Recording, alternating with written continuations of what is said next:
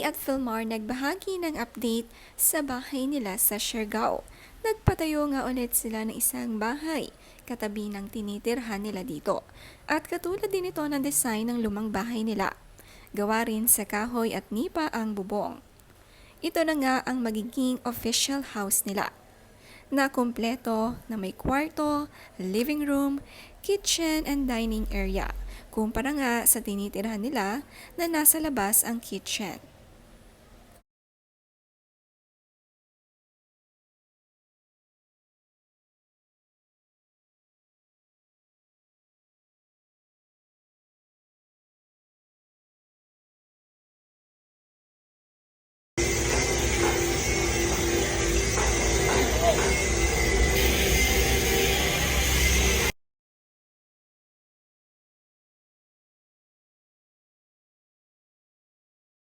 Excited nga ang magkapatid sa bahay nila. Mayroon pa rin namang playground ito sa labas dahil malaki ang lupain nila sa Siargao. Katabi ng garage ang playground din ng Lilo at Kowa. At ito nga ang pinakamahalaga sa lahat, ang mayroong garden.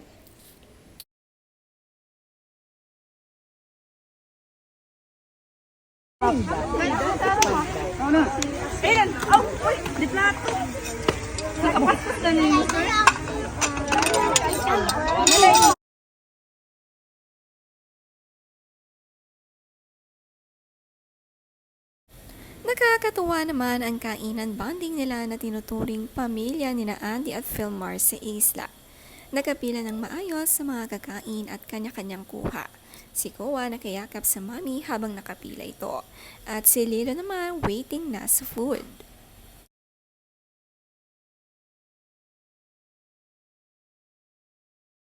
Sabay pumapasok ng school si Lilo at Koa sa isla at masipag din sila sa homeschooling at ibang pinapasukan dito. Marami nga silang natututunan at lalo na't malapit sila sa nature.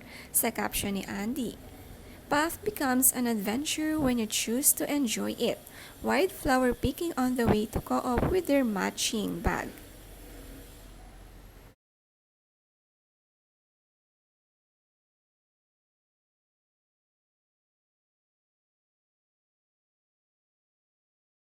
Ikinatuwa din naman ni Andy ang sagot ng anak sa isang activity book. Ang ilaw naging elaw at ubas naging obas. Ganito raw pala kapag nasanay sa Bisaya language. Sabi niya, when your Bisaya daughter learns Tagalog.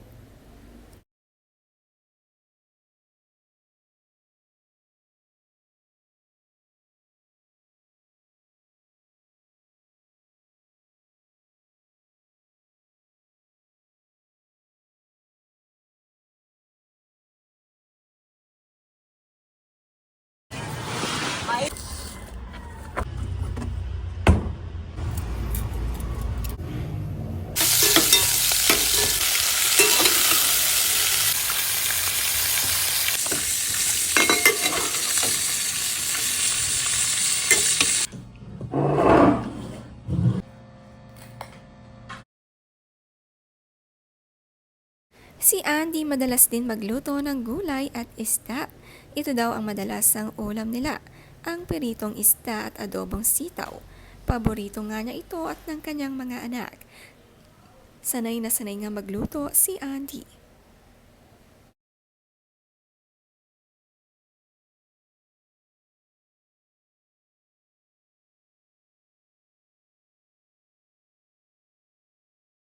Binilhan naman ni Andy ang dalawang anak na twinning luggage para kapag aalis sila ay may nagagamit ito na kaya nilang dalhin mag-isa dahil independent sila bagay sa magkapatid ito.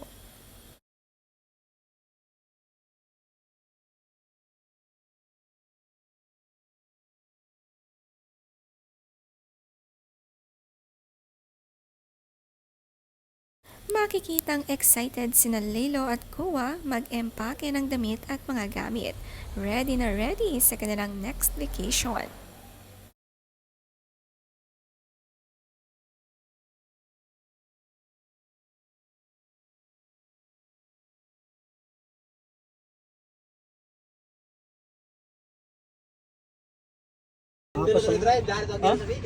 Pambutol sila. Silaw. Tana makakuha kami ng isa. Para tayo makaon. Wah! Jay mo. Toothbrush diri, boss lang. Manotbrush anak para pero magkilaw. Oh guys. Dari amo location diri. Ayun ganahan ka magkilaw. Apas rakan. Pamunlot ra ka mo dito. Pambot din sa higad. Ako rin bahala.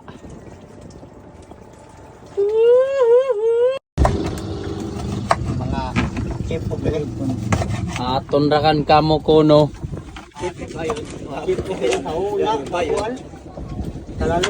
Kuwara nga pambot dito sa higad. Apas ka mo. Dami siguro speedboat dito. Yun, ako rin bahala. Di naman to jawihan, laro naman to andar.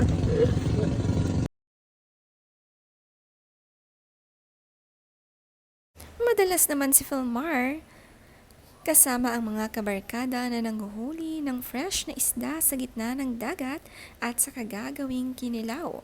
Mas tipid nga manghuli ng isda at sa kagawing ulam. Fresh na fresh pang kainin. Ang gaganda ng mga naluluto nilang isda dito. Masipag din si Philmar manghuli.